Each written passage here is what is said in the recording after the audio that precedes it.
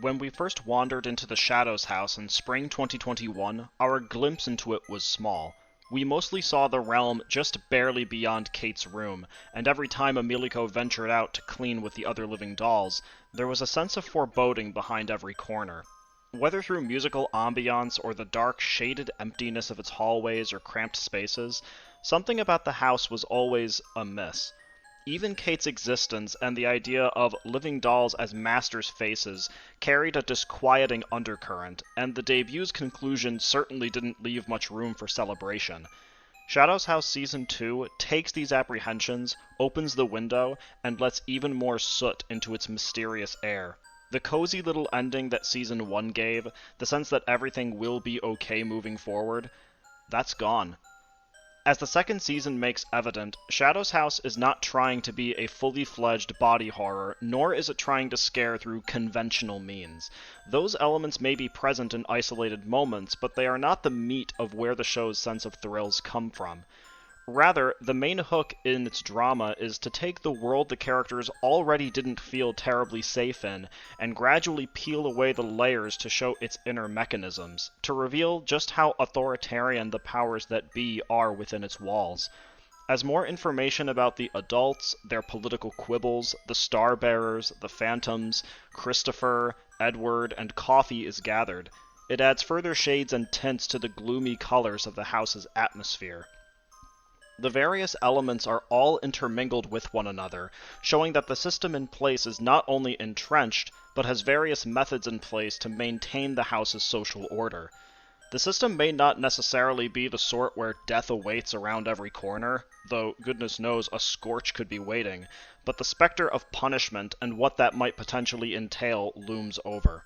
If our characters want to survive the house, or at the very least get the targets off their backs, they'll have to get smarter and stronger.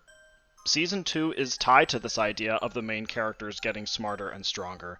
Having succeeded in their debut by the skin of their teeth and avoiding Edward's wrath in the process, Kate and Emilico begin to see the house beyond the simple constructs that dictated their thinking beforehand. They grow increasingly skeptical of nearly everyone and everything. As various events around the house begin to occur and the pair gradually begin the path towards adulthood, they are introduced to the ways in which soot manifests in other shadows, as well as learning the system and hierarchy for the house itself. Each revelation Kate and Emilico experience is more knowledge for them to utilize, more opportunities to see that the house is not full of allies, but rather is full of enemies. And as the two amass this information, they begin to grow even closer together. It is no secret in the series that one of the end goals of the adults is to have the children and dolls become so alike, in more ways than one, that the dolls can act as faces for their masters, hence the mantra of "don't fret," which characterized many of the interactions among the dolls as they cleaned.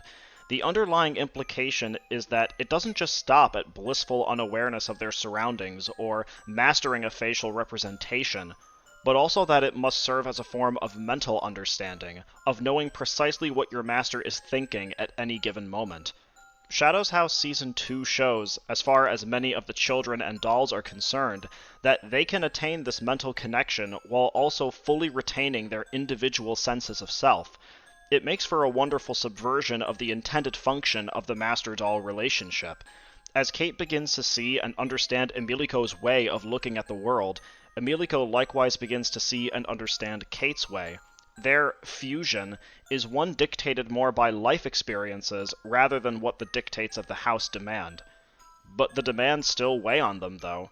Disturbances have disrupted the fragile control that the adults impose on the children's wing, and they want answers quickly. The fact that there is a rebellious element living among the denizens, or just something causing a general discord, is where things start to cook. Shadows House Season 2's sense of mystery rides on finding out the cause for these disturbances, and how they ultimately tie into the larger tapestry of the mansion. It uses smaller mysteries to hint at the grander sense of mystery throughout the series, and each contributes another thread to the already tangled web. The strange Robe-sama, or Master Robe, who meanders there, and not knowing whether they are a friend or foe, adds something to figure out in an already uphill struggle. Much like Season 1 did before it, Shadows House Season 2 promises larger payoffs down the line, all the while managing to deliver on the promises it plants for itself in the short term. While the series may not be winning any notable recognition for its animation and sense of storyboarding or compositing, the crux of the story is intriguing and always manages to deliver in its dramatic moments, even when they can be read coming from some ways away. It always asks, what's waiting in the shadows? And every time, what's revealed is an answer, and yet another question.